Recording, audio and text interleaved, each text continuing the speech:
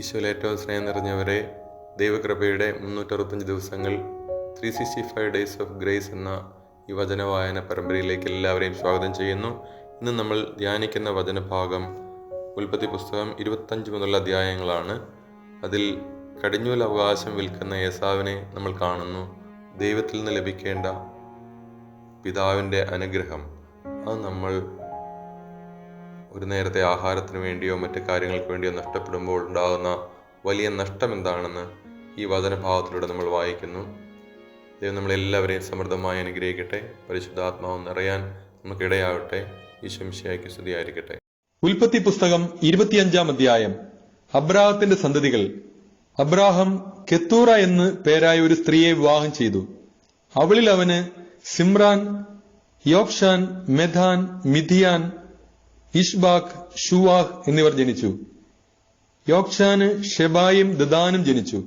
ദദാന്റെ മക്കളാണ് അഷൂറിം, ലത്തൂഷിം, ലവൂമിം എന്നിവർ. മിദിയാന്റെ മക്കൾ ഏഫ, ഏഫർ, ഹനോക്ക്, അബീദ, ഏൽദ എന്നിവരാണ്.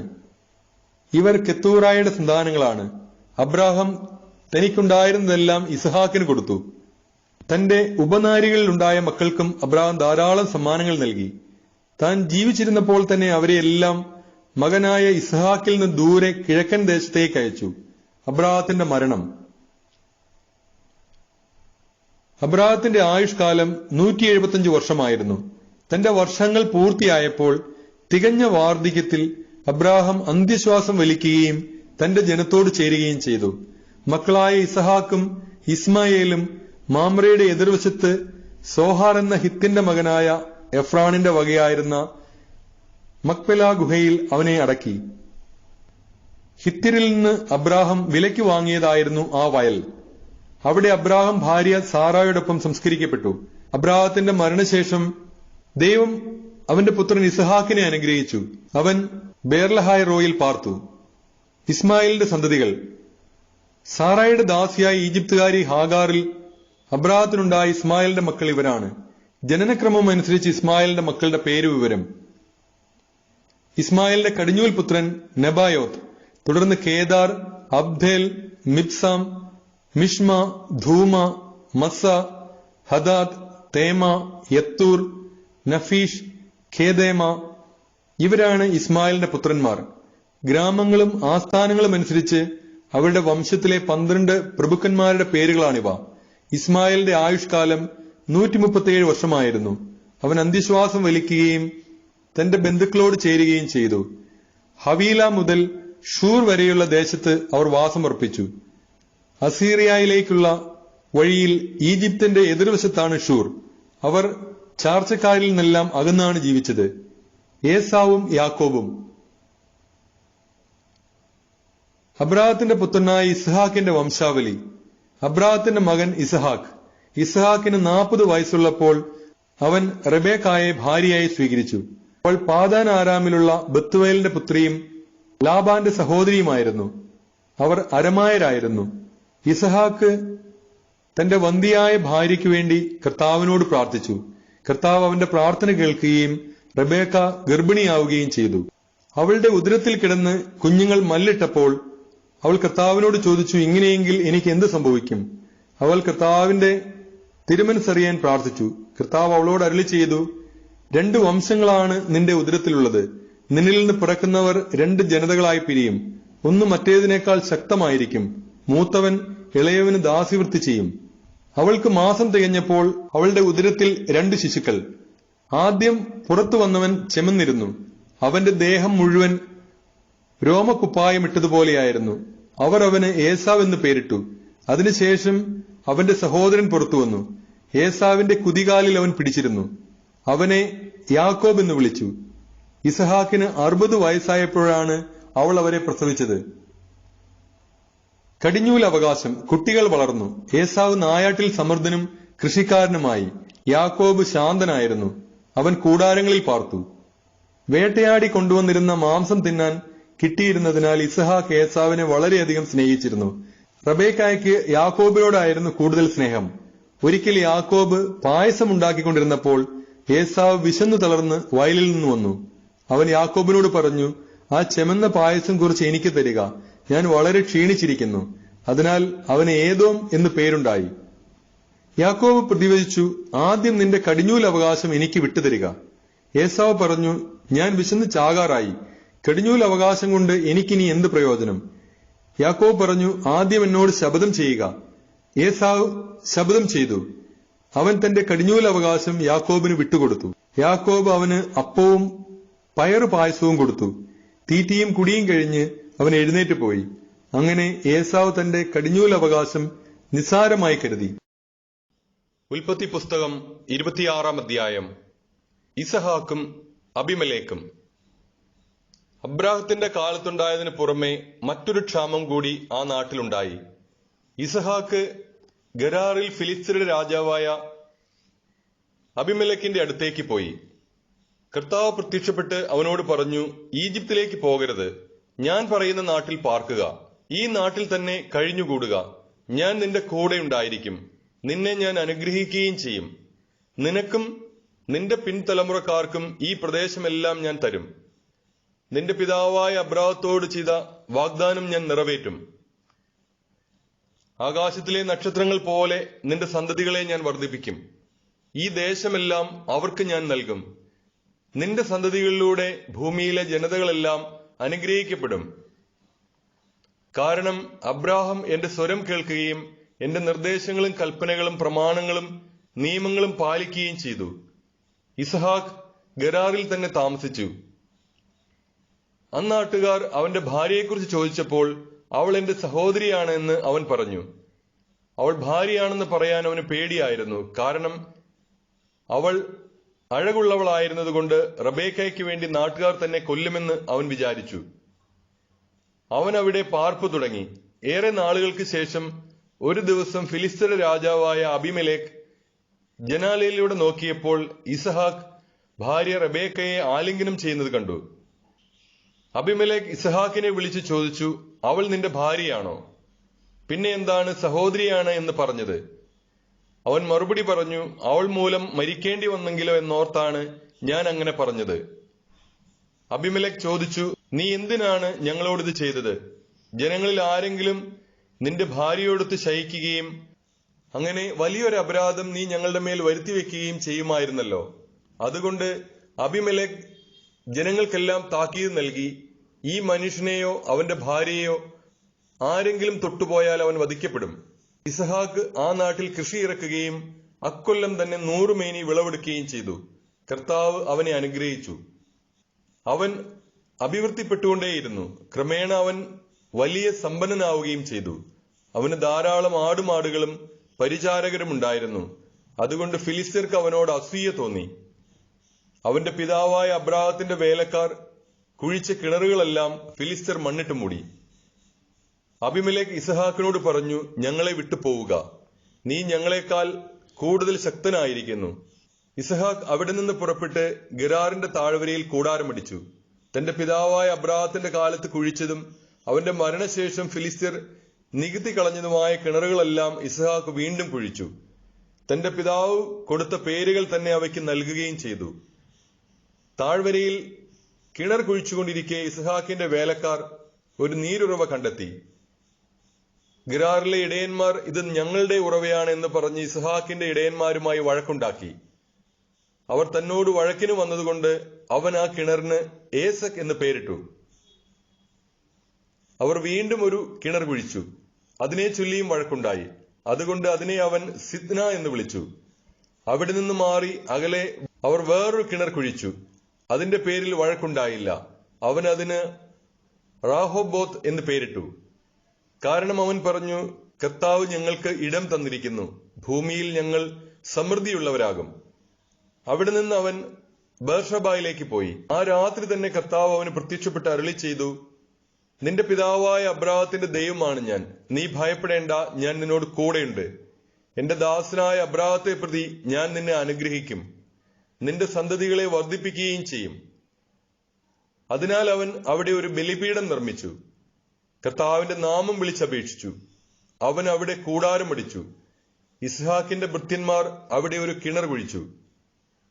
ഗരാറിൽ നിന്ന് അബിമേലെക്ക് തന്റെ ആലോചനക്കാരനായ അഹൂസത്തും സേനാധിപനായ ഫിക്കോളും ഒരുമിച്ച് ഇസ്ഹാക്കിനെ കാണാൻ ചെന്നു. അവൻ അവരോട് ചോദിച്ചു, എന്നെ വെറുക്കുകയും നിങ്ങളുടെ നാട്ടിൽ നിന്ന് പുറത്താക്കുകയും ചെയ്ത നിങ്ങൾ എന്തിന് എന്റെ അടുക്കിലേക്ക് വന്നു? അവൻ പറഞ്ഞു, കർത്താവ് നിന്നോട് കൂടെയുണ്ടെന്ന് ഞങ്ങൾക്ക് വ്യക്തമായിരിക്കുന്നു.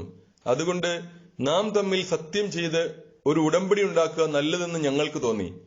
ഞങ്ങൾ നിന്നെ ഉപദ്രവിക്കാതിരിക്കുകയും നിനക്ക് നന്മ മാത്രം ചെയ്യുകയും സമാധാനത്തിൽ നിന്നെ പറഞ്ഞയക്കുകയും ചെയ്തതുപോലെ നീയും ഞങ്ങളെ ഉപദ്രവിക്കാതിരിക്കണം. നീ ഇപ്പോൾ കർത്താവിനാൽ അനുഗ്രഹീതനാണ്. അവൻ അവർക്കൊരു വിരുന്നൊരുക്കി. അവർ തിന്നുകയും കുടിക്കുകയും ചെയ്തു. രാവിലെ അവർ എഴുന്നേറ്റ് അന്യോന്യം സത്യം ചെയ്തു. ഇസ്ഹാക്ക് അവരെ യാത്രയാക്കി. അവർ സമാധാനത്തോടെ അവനെ വിട്ടുപോയി. അന്ന് തന്നെ ഇസ്ഹാക്കിന്റെ വേലക്കാർ വന്ന് തങ്ങൾ കുഴിച്ചുകൊണ്ടിരിക്കുന്ന കിണറ്റിൽ വെള്ളം കണ്ടെന്ന് അവനെ അറിയിച്ചു. അവനതിന് ഷേബ എന്ന് പേരിട്ടു. അതിനാൽ ഇന്നും ആ പട്ടണത്തിന് ബേർഷേബ എന്നാണ് പേര്. 40 വയസ്സായപ്പോൾ ഏസാവ് ഹിത്യനായ ബേരിയുടെ പുത്രി യൂദിത്തിനെയും ഹിത്യനായ ഏലോണിന്റെ പുത്രി ബാസ്മത്തിനെയും വിവാഹം ചെയ്തു. അവർ ഇസ്ഹാക്കിന്റെയും റബേക്കയുടെയും ജീവിതം ദുഃഖപൂർണമാക്കി. ഉൽപ്പത്തി പുസ്തകം 27-ാം അധ്യായം. യാക്കോബിന് അനുഗ്രഹം. ഇസ്ഹാക്കിന് പ്രായമായി, കണ്ണിന് കാഴ്ച കുറഞ്ഞു. അവൻ മൂത്ത മകൻ ഏസാവിനെ വിളിച്ചു, എന്റെ മകനെ, ഇതാ ഞാൻ അവൻ വിളി കേട്ടു. ഇസ്ഹാക്ക് പറഞ്ഞു, എനിക്ക് വയസ്സായി, എന്നാണ് ഞാൻ മരിക്കുകയെന്ന് അറിഞ്ഞുകൂടാ. നിന്റെ ആയുധങ്ങളായ അമ്പും വില്ലും എടുത്ത് വയലിൽ പോയി വേട്ടയാടി കുറെ കാട്ടിറച്ചി കൊണ്ടുവരിക. എനിക്കിഷ്ടപ്പെട്ട രീതിയിൽ രുചികരമായി പാകം ചെയ്ത് എന്റെ മുമ്പിൽ വിളമ്പുക. അത് ഭക്ഷിച്ചിട്ട് നിന്നെ ഞാൻ മരിക്കും മുമ്പേ അനുഗ്രഹിക്കട്ടെ. ഇസ്ഹാക്ക് ഏസാവിനോട് പറയുന്നത് റബേക്ക കേൾക്കുന്നുണ്ടായിരുന്നു. ഏസാവ് കാട്ടിറച്ചി തേടി വയലിലേക്ക് പോയി.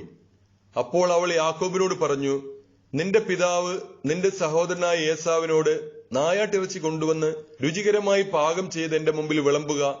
ഞാൻ മരിക്കും മുമ്പ് അത് ഭക്ഷിച്ചിട്ട് ദൈവത്തിന്റെ മുമ്പിൽ നിന്നെ അനുഗ്രഹിക്കട്ടെ എന്ന് പറയുന്നത് ഞാൻ കേട്ടു. അതുകൊണ്ട് മകനെ, നീ ഇപ്പോൾ എന്റെ വാക്കനുസരിച്ച് പ്രവർത്തിക്കുക. ആട്ടിൻകൂട്ടത്തിൽ നിന്ന് 2 നല്ല കുഞ്ഞാടുകളെ പിടിച്ചുകൊണ്ടുവരിക. ഞാൻ അവ കൊണ്ട് നിന്റെ പിതാവിന് ഇഷ്ടപ്പെട്ട രുചികരമായ ഭക്ഷണം ഉണ്ടാക്കാം. നീ അത് പിതാവിന്റെ അടുക്കൽ കൊണ്ടുചെല്ലണം. അപ്പോൾ അദ്ദേഹം മരിക്കും മുമ്പ് അത് ഭക്ഷിച്ച് നിന്നെ അനുഗ്രഹിക്കും. യാക്കോബ് അമ്മ റബേക്കയോട് പറഞ്ഞു, ഏസാവ് ശരീരമാകെ രോമമുള്ളവനാണ്, എന്നാൽ എന്റെ ദേഹം മിനുസമുള്ളതാണ്. പിതാവ് എന്നെ തൊട്ടുനോക്കുകയും ഞാൻ കബളിപ്പിക്കുകയാണെന്ന് മനസ്സിലാക്കുകയും ചെയ്താൽ അനുഗ്രഹത്തിന് പകരം ശാപമായിരിക്കില്ലേ എനിക്ക് ലഭിക്കുക? അവന്റെ അമ്മ പറഞ്ഞു, ആ ശാപം എന്റെ മേലായിരിക്കട്ടെ. മകനെ, ഞാൻ പറയുന്നത് കേൾക്കുക. പോയി അവ കൊണ്ടുവരിക. അവൻ പോയി അവയെ പിടിച്ച് അമ്മയുടെ മുൻപിൽ കൊണ്ടുവന്നു. അവൾ അവന്റെ പിതാവിന് ഇഷ്ടപ്പെട്ട രുചികരമായ ഭക്ഷണം തയ്യാറാക്കി. അവൾ മൂത്ത മകൻ ഏസാവിന്റേതായി തന്റെ പക്കൽ വീട്ടിലിരുന്ന ഏറ്റവും വിലപ്പെട്ട വസ്ത്രങ്ങൾ എടുത്ത് ഇളയ മകൻ യാക്കോബിനെ ധരിപ്പിച്ചു. ആട്ടിൻ തോലുകൊണ്ട് അവന്റെ കൈകളും കഴുത്തിലെ മിനുസമുള്ള ഭാഗവും മൂടി. പാകം ചെയ്ത രുചികരമായ മാംസവും അപ്പവും അവൾ യാക്കോബിന്റെ കയ്യിൽ കൊടുത്തു. യാക്കോബ് പിതാവിന്റെ അടുക്കൽ ചെന്ന് വിളിച്ചു, എന്റെ പിതാവേ, ഇതാ ഞാൻ. അവൻ വിളി കേട്ടു. നീ ആരാണ് മകനെ എന്നവൻ ചോദിച്ചു. യാക്കോബ് മറുപടി പറഞ്ഞു, അങ്ങയുടെ കടിഞ്ഞൂൽ പുത്രൻ ഏസാവാണ് ഞാൻ. അങ്ങ് ആവശ്യപ്പെട്ടതുപോലെ ഞാൻ ചെയ്തിരിക്കുന്നു. എഴുന്നേറ്റ് എന്റെ നായാട്ടിറച്ചി ഭക്ഷിച്ച് എന്നെ അനുഗ്രഹിച്ചാലും. എന്നാൽ ഇസ്ഹാക്ക് ചോദിച്ചു, എന്റെ മകനെ, നിനക്കിത് ഇത്ര വേഗം എങ്ങനെ കിട്ടി? യാക്കോബ് പറഞ്ഞു, അങ്ങയുടെ ദൈവമായ കർത്താവ് ഇതിനെ എന്റെ മുമ്പിൽ കൊണ്ടുവന്നു. അപ്പോൾ ഇസ്ഹാക്ക് യാക്കോബിനോട് പറഞ്ഞു, അടുത്തു വരിക മകനെ, ഞാൻ നിന്നെ തൊട്ടുനോക്കി നീ എന്റെ മകൻ ഏസാവ് തന്നെയോ എന്ന് അറിയട്ടെ. യാക്കോബ് പിതാവായ ഇസ്ഹാക്കിന്റെ അടുത്ത് ചെന്നു. അവനെ തടവി നോക്കിയിട്ട് ഇസ്ഹാക്ക് പറഞ്ഞു, സ്വരം യാക്കോബിന്റേതാണ്, എന്നാൽ കൈകൾ ഏസാവിന്റേതും. ഇസ്ഹാക്ക് അവനെ തിരിച്ചറിഞ്ഞില്ല, കാരണം അവന്റെ കൈകൾ സഹോദരനായ ഏസാവിന്റെ കൈകൾ പോലെ രോമം നിറഞ്ഞതായിരുന്നു. ഇസ്ഹാക്ക് അവനെ അനുഗ്രഹിച്ചു. അവൻ ചോദിച്ചു, സത്യമായും നീ എന്റെ മകൻ ഏസാവ് തന്നെയാണോ? അതേ എന്നവൻ മറുപടി പറഞ്ഞു. ഇസ്ഹാക്ക് പറഞ്ഞു, എന്റെ മകനെ, നിന്റെ നായാട്ടിറച്ചി കൊണ്ടുവരിക. അത് തിന്നിട്ട് ഞാൻ നിന്നെ അനുഗ്രഹിക്കട്ടെ. ഇസ്ഹാക്ക് അത് ഭക്ഷിക്കുകയും അവൻ കൊണ്ടുവന്ന് വീഞ്ഞു കുടിക്കുകയും ചെയ്തു. ഇസ്ഹാക്ക് അവനോട് പറഞ്ഞു, നീ അടുത്തു വന്ന് എന്നെ ചുംബിക്കുക. അവൻ ചുംബിച്ചപ്പോൾ ഇസ്ഹാക്ക് അവന്റെ ഉടുപ്പ് മണത്തു നോക്കി. അവനെ അനുഗ്രഹിച്ചു. കർത്താവ് കനിഞ്ഞ് അനുഗ്രഹിച്ച വയലിന്റെ മണമാണ് എന്റെ മകന്റേതെന്ന് അവൻ പറഞ്ഞു. ആകാശത്തിന്റെ മഞ്ഞും ഭൂമിയുടെ ഫലപുഷ്ടിയും ദൈവം നിനക്ക് നൽകട്ടെ. ധാന്യവും വീഞ്ഞും സമൃദ്ധമാവട്ടെ. ജനതകൾ നിനക്ക് സേവ ചെയ്യട്ടെ. രാജ്യങ്ങൾ നിന്റെ മുമ്പിൽ തലകുനിക്കട്ടെ. നിന്റെ സഹോദരർക്ക് നീ നാഥനായിരിക്കുക. നിന്റെ അമ്മയുടെ പുത്രന്മാർ നിന്റെ മുൻപിൽ തലകുനിക്കട്ടെ. നിന്നെ ശപിക്കുന്നവൻ ശപ്തനും അനുഗ്രഹിക്കുന്നവൻ അനുഗ്രഹീതനുമാകട്ടെ. ഏസാവ് അനുഗ്രഹം യാചിക്കുന്നു. ഇസ്ഹാക്ക് യാക്കോബിനെ അനുഗ്രഹിക്കുകയും യാക്കോബ് അവന്റെ മുമ്പിൽ നിന്ന് പുറത്തു കടക്കുകയും ചെയ്തപ്പോൾ നായാട്ട് കഴിഞ്ഞ് ഏസാവ് തിരിച്ചെത്തി. അവനും പിതാവിന് ഇഷ്ടപ്പെട്ട ഭക്ഷണം തയ്യാറാക്കി പിതാവിന്റെ അടുക്കൽ കൊണ്ടുവന്നിട്ട് പറഞ്ഞു, പിതാവേ, എഴുന്നേറ്റ് അങ്ങയുടെ മകന്റെ നായാട്ടിറച്ചി ഭക്ഷിച്ച് എന്നെ അനുഗ്രഹിച്ചാലും. നീ ആരാണ്? ഇസ്ഹാക്ക് ചോദിച്ചു. അവൻ പറഞ്ഞു, അങ്ങയുടെ കടിഞ്ഞൂൽ പുത്രൻ ഏസാവാണ് ഞാൻ. ഇസ്ഹാക്ക് അത്യധികം പരിഭ്രമിച്ച് വിറയ്ക്കാൻ തുടങ്ങി. അവൻ ചോദിച്ചു, നായാട്ടിറച്ചിയുമായി നിനക്ക് മുൻപ് എന്റെ മുമ്പിൽ വന്നത് ആരാണ്? ഞാനത് തിന്നുകയും അവനെ അനുഗ്രഹിക്കുകയും ചെയ്തല്ലോ. അവൻ അനുഗ്രഹിക്കപ്പെട്ടവനായിരിക്കും. പിതാവിന്റെ വാക്ക് കേട്ടപ്പോൾ ഏസാവ് അതീവ ദുഃഖത്തോടെ കരഞ്ഞു. പിതാവെ, എന്നെയും അനുഗ്രഹിക്കുക, അവൻ അപേക്ഷിച്ചു. ഇസ്ഹാക്ക് പറഞ്ഞു, നിന്റെ സഹോദരൻ എന്നെ കബളിപ്പിച്ച് നിനക്കുള്ള വരം എന്നിൽ നിന്ന് തട്ടിയെടുത്തു. ഏസാവ് പറഞ്ഞു, വെറുതെയാണോ അവനെ യാക്കോബ് എന്ന് വിളിക്കുന്നത്? 2 തവണ അവൻ എന്നെ ചതിച്ചു. കടിഞ്ഞൂലവകാശം എന്നിൽ നിന്ന് അവൻ കൈക്കലാക്കി. ഇപ്പോഴിതാ എനിക്കുള്ള അനുഗ്രഹവും അവൻ തട്ടിയെടുത്തിരിക്കുന്നു. വീണ്ടും അവൻ പിതാവിനോട് ചോദിച്ചു, എനിക്ക് വേണ്ടി ഒരു വരം പോലും അങ്ങ് നീക്കിവെച്ചിട്ടില്ലേ? ഇസ്ഹാക്ക് പറഞ്ഞു, ഞാൻ അവനെ നിന്റെ യജമാനനാക്കി, അവന്റെ സഹോദരന്മാരെ അവന്റെ ദാസന്മാരും. ധാന്യവും വീഞ്ഞും കൊണ്ട് ഞാൻ അവനെ ധന്യനാക്കി. മകനെ, നിനക്ക് വേണ്ടി എന്താണ് എനിക്കിനി ചെയ്യാൻ കഴിയുക? എന്റെ പിതാവെ, ഒറ്റ വരമേ അങ്ങയുടെ പക്കലുള്ളോ? എന്നെയും അനുഗ്രഹിക്കുക എന്ന് പറഞ്ഞവൻ പൊട്ടിക്കരഞ്ഞു. അപ്പോൾ ഇസ്ഹാക്ക് പറഞ്ഞു, ആകാശത്തിന്റെ മഞ്ഞിൽ നിന്നും ഭൂമിയുടെ ഫലപുഷ്ടിയിൽ നിന്നും നീ അകന്നിരിക്കും. വാളുകൊണ്ട് നീ ജീവിക്കും. നിന്റെ സഹോദരന് നീ ദാസ്യവൃത്തി ചെയ്യും. എന്നാൽ സ്വതന്ത്രനാകുമ്പോൾ ആ നുകം നീ തകർത്തു കളയും. യാക്കോബ് ലാബാന്റെ അടുക്കലേക്ക്. പിതാവ് യാക്കോബിന് നൽകിയ അനുഗ്രഹം മൂലം ഏസാവ് യാക്കോബിനെ വെറുത്തു. അവൻ ആത്മഗതം ചെയ്തു. പിതാവിനെ പറ്റി വിലപിക്കാനുള്ള ദിവസങ്ങൾ അടുത്തു വരുന്നുണ്ട്. അപ്പോൾ ഞാൻ അവനെ കൊല്ലും. മൂത്ത മകനായ ഏസാവിന്റെ വാക്കുകൾ റെബേക്കായുടെ ചെവിയിലെത്തി. അവൾ ഇളയവനായ യാക്കോബിനെ വിളിച്ചു പറഞ്ഞു, നിന്നെ കൊല്ലാമെന്നോർത്ത് നിന്റെ ജ്യേഷ്ഠൻ ആശ്വസിച്ചിരിക്കുകയാണ്. മകനെ, ഞാൻ പറയുന്നത് കേൾക്കുക. ഹാരാനിലുള്ള എന്റെ സഹോദരനായ ലാബാന്റെ അടുത്തേക്ക് ഓടി രക്ഷപ്പെടുക. നിന്റെ ജ്യേഷ്ഠന്റെ രോഷമടങ്ങുവോളം നീ അവിടെ താമസിക്കുക. ജ്യേഷ്ഠന് നിന്നോടുള്ള കോപം അടങ്ങുകയും നീ ചെയ്തതൊക്കെ മറക്കുകയും ചെയ്യട്ടെ. അപ്പോൾ ഞാൻ ആളയച്ച് നിന്നെ ഇങ്ങോട്ട് വരുത്താം. ഒരു ദിവസം തന്നെ നിങ്ങൾ 2 പേരും എനിക്ക് നഷ്ടപ്പെടുന്നത് എന്തിന്? അത് കഴിഞ്ഞ് റെബേക്ക ഇസ്ഹാക്കിനോട് പറഞ്ഞു, ഈ ഹിത്യ സ്ത്രീകൾ മൂലം എനിക്ക് ജീവിതം മടുത്തു. ഈ നാട്ടുകാരായ ഇവരെ പോലെയുള്ള ഹിത്യ സ്ത്രീകളിൽ നിന്ന് ഒരുവളെ യാക്കോബും വിവാഹം കഴിച്ചാൽ പിന്നെ ഞാൻ എന്തിന് ജീവിക്കണം? ഉൽപ്പത്തി പുസ്തകം 28-ാം അധ്യായം. ഇസ്ഹാക്ക് യാക്കോബിനെ വിളിച്ച് അനുഗ്രഹിച്ചുകൊണ്ട് പറഞ്ഞു, കാനാന്യ സ്ത്രീകളിൽ ആരെയും നീ വിവാഹം കഴിക്കരുത്. പാദാൻ ആരാമിൽ നിന്റെ അമ്മയുടെ പിതാവായ ബത്തുവേലിന്റെ വീട്ടിലേക്ക് പോവുക. അമ്മയുടെ സഹോദരനായ ലാബാന്റെ പുത്രിമാരിൽ ഒരാളെ ഭാര്യയായി സ്വീകരിക്കുക. സർവശക്തനായ ദൈവം നിന്നെ അനുഗ്രഹിച്ച് സമൃദ്ധമായി വർദ്ധിപ്പിച്ച് നിന്നിൽ നിന്ന് പല ജനതകളെ ഉളവാക്കട്ടെ. അബ്രാഹത്തിന്റെ അനുഗ്രഹം നിനക്കും നിന്റെ സന്തതികൾക്കുമായി അവിടുന്ന് നൽകട്ടെ. നീ ഇപ്പോൾ പരദേശിയായി പാർക്കുന്നതും ദൈവം അബ്രാഹത്തിന് നൽകിയതുമായ ഈ നാട് നീ അവകാശപ്പെടുത്തുകയും ചെയ്യട്ടെ. അങ്ങനെ ഇസ്ഹാക്ക് യാക്കോബിനെ പറഞ്ഞയച്ചു. അവൻ പാദാൻ ആരാമിലുള്ള ലാബാന്റെ അടുക്കിലേക്ക് പോയി. അരമായനായ ബത്തുവേലിന്റെ മകനും യാക്കോബിന്റെയും ഏസാവിന്റെയും അമ്മ റെബേക്കായുടെ സഹോദരനുമാണ് ലാബാൻ. ഇസ്ഹാക്ക് യാക്കോബിനെ അനുഗ്രഹിച്ചതും പാദാൻ ആരാമിൽ നിന്ന് ഭാര്യയെ കണ്ടുപിടിക്കുന്നതിന് അങ്ങോട്ട് അവനെ പറഞ്ഞയച്ചതും ഏസാവ് അറിഞ്ഞു. അവനെ അനുഗ്രഹിച്ചപ്പോൾ കാനാന്യ സ്ത്രീകളിൽ നിന്ന് ഭാര്യയെ സ്വീകരിക്കരുത് എന്ന് അവൻ യാക്കോബിനോട് കൽപ്പിച്ചെന്നും തന്റെ മാതാപിതാക്കളെ അനുസരിച്ച് യാക്കോബ് പാദാൻ ആരാമിലേക്ക് പോയെന്നും ഏസാവ് മനസ്സിലാക്കി. കാനാന്യ സ്ത്രീകളെ തന്റെ പിതാവായ ഇസ്ഹാക്കിന് ഇഷ്ടമില്ലെന്ന് മനസ്സിലാക്കിയപ്പോൾ ഏസാവ് അബ്രാഹത്തിന്റെ മകനായ ഇസ്മയേലിന്റെ അടുത്ത് എന്ന് അവന്റെ മകളും നെബായോത്തിന്റെ സഹോദരിയുമായ മഹലത്തിനെ ഭാര്യയായി സ്വീകരിച്ചു. അവനുണ്ടായിരുന്ന മറ്റു ഭാര്യമാർക്ക് പുറമെയായിരുന്നു ഇവൾ. യാക്കോബിന്റെ സ്വപ്നം. യാക്കോബ് ബേർഷബായിൽ നിന്ന് ഹാരാനിലേക്ക് പുറപ്പെട്ടു. സൂര്യൻ അസ്തമിച്ചപ്പോൾ അവൻ വഴിക്ക് ഒരിടത്ത് തങ്ങുകയും രാത്രി അവിടെ ചിലവഴിക്കുകയും ചെയ്തു. ഒരു കല്ലെടുത്ത് തലയ്ക്ക് കീഴെ വെച്ച് അവൻ ഉറങ്ങാൻ കിടന്നു. അവനൊരു ദർശനമുണ്ടായി. ഭൂമിയിൽ ഉറപ്പിച്ചിരുന്ന ഒരു ഗോവണി അതിന്റെ അറ്റം ആകാശത്ത് മുട്ടിയിരിക്കുന്നു. ദൈവദൂതന്മാർ അതിലൂടെ കയറുകയും ഇറങ്ങുകയും ചെയ്തുകൊണ്ടിരുന്നു. ഗോവണിയുടെ മുകളിൽ നിന്നുകൊണ്ട് കർത്താവ് അരുളി ചെയ്തു, ഞാൻ നിന്റെ പിതാവായ അബ്രാഹത്തിന്റെയും ഇസഹാക്കിന്റെയും ദൈവമായ കർത്താവാണ്. നീ കിടക്കുന്ന ഈ മണ്ണ് നിനക്കും നിന്റെ സന്തതികൾക്കും ഞാൻ നൽകും. നിന്റെ സന്തതികൾ ഭൂമിയിലെ പൂഴി പോലെ എണ്ണമറ്റവരായിരിക്കും. കിഴക്കോട്ടും പടിഞ്ഞാറോട്ടും തെക്കോട്ടും വടക്കോട്ടും നിങ്ങൾ വ്യാപിക്കും.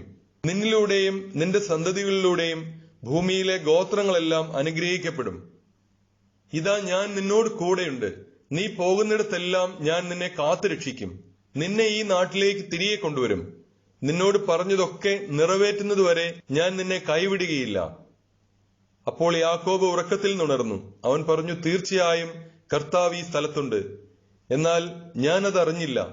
ഭീതി പൂണ്ടവൻ പറഞ്ഞു, ഈ സ്ഥലം എത്ര ഭയാനകമാണ്! ഇത് ദൈവത്തിന്റെ ഭവനമല്ലാതെ മറ്റൊന്നുമല്ല. സ്വർഗത്തിന്റെ കവാടമാണിവിടം. യാക്കോബ് അതിരാവിലെ എഴുന്നേറ്റ് തലയ്ക്ക് കീഴെ വെച്ചിരുന്ന കല്ലെടുത്ത് ഒരു തൂണായി കുത്തി നിർത്തി അതിന്മേൽ എണ്ണയൊഴിച്ചു. അവൻ ആ സ്ഥലത്തിന് ബഥേൽ എന്ന് പേരിട്ടു. ലൂസ് എന്നായിരുന്നു ആ പട്ടണത്തിന്റെ ആദ്യത്തെ പേര്. അത് കഴിഞ്ഞ് യാക്കോബ് ഒരു പ്രതിജ്ഞ ചെയ്തു, ദൈവമായ കർത്താവിന്റെ കൂടെ ഉണ്ടായിരിക്കുകയും ഈ യാത്രയിൽ എന്നെ സംരക്ഷിക്കുകയും എനിക്ക് ഉണ്ണാനും ഉടുക്കാനും തരികയും എന്റെ പിതാവിന്റെ വീട്ടിലേക്ക് സമാധാനത്തോടെ ഞാൻ തിരിച്ചെത്തുകയും ചെയ്താൽ കർത്താവായിരിക്കും എന്റെ ദൈവം. തൂണായി കുത്തി നിർത്തിയിരിക്കുന്ന ഈ കല്ല് ദൈവത്തിന്റെ ഭവനമായിരിക്കും. അവിടുന്ന് എനിക്ക് തരുന്നതിന്റെ എല്ലാം 10 ഞാൻ അവിടത്തേക്ക് സമർപ്പിക്കുകയും ചെയ്യും. ഉൽപ്പത്തി പുസ്തകം 29 അധ്യായം. ലാബാന്റെ വീട്ടിൽ. യാക്കോബ് യാത്ര തുടർന്നു. കിഴക്കുള്ളവരുടെ ദേശത്ത് അവൻ എത്തിച്ചേർന്നു. അവിടെ വയലിൽ ഒരു കിണർ കണ്ടു. അതിനു ചുറ്റും 3 ആട്ടിൻപറ്റങ്ങളും. ആ കിണറ്റിൽ നിന്നാണ് ആടുകൾക്കെല്ലാം വെള്ളം കൊടുത്തിരുന്നത്. വലിയൊരു കല്ലുകൊണ്ട് കിണർ മൂടിയിരുന്നു. ആട്ടിൻപറ്റങ്ങളെല്ലാം എത്തിച്ചേരുമ്പോൾ അവർ കിണറ്റുവക്കത്ത് നിന്ന് കല്ലുരുട്ടി മാറ്റി ആടുകൾക്ക് വെള്ളം കൊടുക്കും. അത് കഴിഞ്ഞ് കല്ലുരുട്ടി വെച്ച് കിണർ അടയ്ക്കുകയും ചെയ്യും. യാക്കോബ് അവരോട് ചോദിച്ചു, സഹോദരന്മാരെ, നിങ്ങൾ എവിടെ നിന്ന് വരുന്നു? ഹാരാനിൽ നിന്ന് എന്നവർ മറുപടി പറഞ്ഞു. അവൻ വീണ്ടും ചോദിച്ചു, നിങ്ങൾ നാഹോറിന്റെ മകൻ ലാബാനെ അറിയുമോ? അറിയുമെന്ന് അവർ പറഞ്ഞു. അവന് സുഖമാണോ? അവൻ ചോദിച്ചു. അതെ, അവർ പറഞ്ഞു. ഇതാ, അവന്റെ മകൾ റാഹേൽ ആടുകളുമായി വരുന്നു. അവൻ പറഞ്ഞു, പകൽ ഇനിയും ഏറെയുണ്ടല്ലോ. ആടുകളെ ആലയിലാക്കാൻ നേരമായിട്ടില്ല. ആടുകൾക്ക് വെള്ളം കൊടുത്ത് അവയെ കൊണ്ടുപോയി തീറ്റുക. അവർ പറഞ്ഞു, അങ്ങനെയല്ല. ആട്ടിൻപറ്റങ്ങളെല്ലാം വന്നെത്തുമ്പോഴേ കല്ലുരുട്ടി മാറ്റി ആടുകൾക്ക് വെള്ളം കൊടുക്കാറുള്ളൂ. അവൻ അവരുമായി സംസാരിച്ചുകൊണ്ടിരിക്കെ റാഹേൽ തന്റെ പിതാവിന്റെ ആടുകളുമായി വന്നു. അവളാണ് അവയെ മേയിച്ചിരുന്നത്. തന്റെ മാതൃ സഹോദരനായ ലാബാന്റെ മകൾ റാഹേലിനെയും അവന്റെ ആടുകളെയും കണ്ടപ്പോൾ യാക്കോബ് ചെന്ന് കിണർ മൂടിയിരുന്ന കല്ലുരുട്ടി മാറ്റുകയും ലാബാന്റെ ആടുകൾക്ക് വെള്ളം കൊടുക്കുകയും ചെയ്തു. പിന്നീട് അവൻ റാഹേലിനെ ചുംബിക്കുകയും ഉറക്കെ കരയുകയും ചെയ്തു. താൻ അവളുടെ പിതാവിന്റെ ബന്ധുവും റബേക്കായുടെ മകനുമാണെന്ന് യാക്കോബ് അവളോട് പറഞ്ഞു. അവൾ ഓടിച്ചെന്ന് പിതാവിനെ വിവരമറിയിച്ചു. തന്റെ സഹോദരിയുടെ പുത്രനായ യാക്കോബിന്റെ വാർത്ത കേട്ടപ്പോൾ ലാബാൻ അവനെ കാണാൻ ഓടിയെത്തി. അവൻ യാക്കോബിനെ കെട്ടിപ്പിടിച്ച് ചുംബിച്ച് വീട്ടിലേക്ക് കൂട്ടിക്കൊണ്ടുപോയി. യാക്കോബ് വിവരങ്ങളെല്ലാം ലാബാനോട് പറഞ്ഞു. ലാബാൻ പറഞ്ഞു, എന്റെ അസ്ഥിയും മാംസവും തന്നെയാണ് നീ. 1 മാസം യാക്കോബ് അവന്റെ കൂടെ പാർത്തു. യാക്കോബിന്റെ വിവാഹം. ഒരു ദിവസം ലാബാൻ യാക്കോബിനെ വിളിച്ചു പറഞ്ഞു, നീ എന്റെ ചാർച്ചക്കാരനാണെന്ന് കരുതി എനിക്ക് വേണ്ടി എന്തിന് വെറുതെ പണിയെടുക്കുന്നു? നിനക്ക് എന്ത് പ്രതിഫലം വേണമെന്ന് പറയുക. ലാബാന് 2 പുത്രിമാരുണ്ടായിരുന്നു. മൂത്തവളുടെ പേര് ലയ എന്നും ഇളയവളുടെ പേര് റാഹേൽ എന്നും. ലയായുടെ കണ്ണുകൾ മങ്ങിയവയായിരുന്നു. റാഹേൽ ആകട്ടെ സുന്ദരിയും വടിവത്തുവളുമായിരുന്നു. യാക്കോബ് റാഹേലിൽ അനുരക്തനായി. അവൻ ലാബാനോട് പറഞ്ഞു, അങ്ങയുടെ ഇളയ മകളായ റാഹേലിന് വേണ്ടി 7 കൊല്ലം അങ്ങയുടെ കീഴിൽ ഞാൻ ജോലി ചെയ്യാം. ലാബാൻ പറഞ്ഞു, അവളെ മറ്റാർക്കെങ്കിലും കൊടുക്കുന്നതിനേക്കാൾ നല്ലത് നിനക്ക് തരുന്നതാണ്. എന്റെ കൂടെ പാർത്തുകൊള്ളുക. അങ്ങനെ റാഹേലിനു വേണ്ടി യാക്കോബ് 7 കൊല്ലം പണിയെടുത്തു. അവളോടുള്ള സ്നേഹം മൂലം ആ വർഷങ്ങൾ ഏതാനും നാളുകളായി അവന് തോന്നിയുള്ളൂ. യാക്കോബ് ലാബാനോട് പറഞ്ഞിരുന്ന സമയം പൂർത്തിയായി. എനിക്കെന്റെ ഭാര്യയെ തരിക, ഞാൻ അവളോട് ചേരട്ടെ. ലാബാൻ നാട്ടിലുള്ളവരെ എല്ലാം വിളിച്ചുകൂട്ടി ഒരു വിരുന്ന് നടത്തി. രാത്രിയായപ്പോൾ അവൻ തന്റെ മകൾ ലയായെ യാക്കോബിന്റെ അടുത്തേക്ക് കൊണ്ടുവന്നു.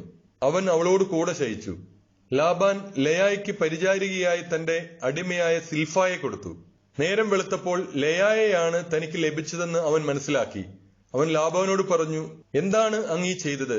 റാഹേലിനു വേണ്ടിയല്ലേ ഞാൻ പണിയെടുത്തത്? എന്നെ ചതിച്ചതെന്തിന്? ലാബാൻ പറഞ്ഞു, മൂത്തവൾ നിൽക്കെ ഇളയവളെ പറഞ്ഞയക്കുക ഞങ്ങളുടെ നാട്ടിൽ പതിവില്ല. ഇവളുടെ വിവാഹവാരം പൂർത്തിയാകട്ടെ, അതിനുശേഷം ഇളയവളെയും നിനക്ക് തരാം. 7 വർഷത്തേക്ക് കൂടി നീ എനിക്ക് വേണ്ടി വേല ചെയ്യണം. യാക്കോബ് സമ്മതിച്ചു. വിവാഹവാരം പൂർത്തിയായപ്പോൾ ലാബാൻ തന്റെ മകളായ റാഹേലിനെയും അവന് ഭാര്യയായി നൽകി. തന്റെ അടിമയായ ബിൽഹായെ ലാബാൻ റാഹേലിന് പരിചാരികയായി നൽകി. യാക്കോബ് റാഹേലിന്റെ കൂടെയും ശയിച്ചു. അവൻ ലേയേക്കാൾ കൂടുതൽ റാഹേലിനെ സ്നേഹിച്ചു. 7 വർഷം കൂടി അവൻ ലാബാന്റെ കീഴിൽ വേല ചെയ്തു. യാക്കോബിന്റെ മക്കൾ. ലയ അവഗണിക്കപ്പെടുന്നതായി കർത്താവ് കണ്ടു. അവിടുന്ന് അവൾക്ക് ഗർഭധാരണ ശക്തി നൽകി. റാഹേലാകട്ടെ വന്ധിയായിരുന്നു. ലയ ഗർഭം ധരിച്ച് ഒരു പുത്രനെ പ്രസവിച്ചു. അവൾ അവന് റൂബൻ എന്ന് പേരിട്ടു. കാരണം കർത്താവിന്റെ കഷ്ടപ്പാട് കണ്ടിരിക്കുന്നു. ഇനി എന്റെ ഭർത്താവ് എന്നെ സ്നേഹിക്കുമെന്ന് അവൾ പറഞ്ഞു. അവൾ വീണ്ടും ഗർഭം ധരിച്ച് ഒരു പുത്രനെ പ്രസവിച്ചു. അവൾ പറഞ്ഞു, ഞാൻ അവഗണിക്കപ്പെട്ടെന്നറിഞ്ഞ് കർത്താവ് എനിക്ക് ഇവനെ കൂടി നൽകിയിരിക്കുന്നു. അവൾ അവന് ശിമയോൻ എന്ന് പേരിട്ടു. അവൾ പിന്നെയും ഗർഭിണിയായി ഒരു മകനെ പ്രസവിച്ചു. അവൾ പറഞ്ഞു, ഇനി എന്റെ ഭർത്താവ് എന്നോട് കൂടുതൽ എടുക്കും, കാരണം ഞാൻ അവന് 3 പുത്രന്മാരെ നൽകിയിരിക്കുന്നു. അതുകൊണ്ട് അവൾ അവനെ ലേവി എന്ന് വിളിച്ചു. അവൾ വീണ്ടും ഗർഭം ധരിക്കുകയും ഒരു പുത്രനെ പ്രസവിക്കുകയും ചെയ്തു. അവൾ പറഞ്ഞു, ഞാൻ കർത്താവിനെ സ്തുതിക്കും. അതുകൊണ്ട് അവൾ അവന് യൂദ എന്ന് പേരിട്ടു. പിന്നീട് കുറെ കാലത്തേക്ക് അവൾ പ്രസവിച്ചില്ല.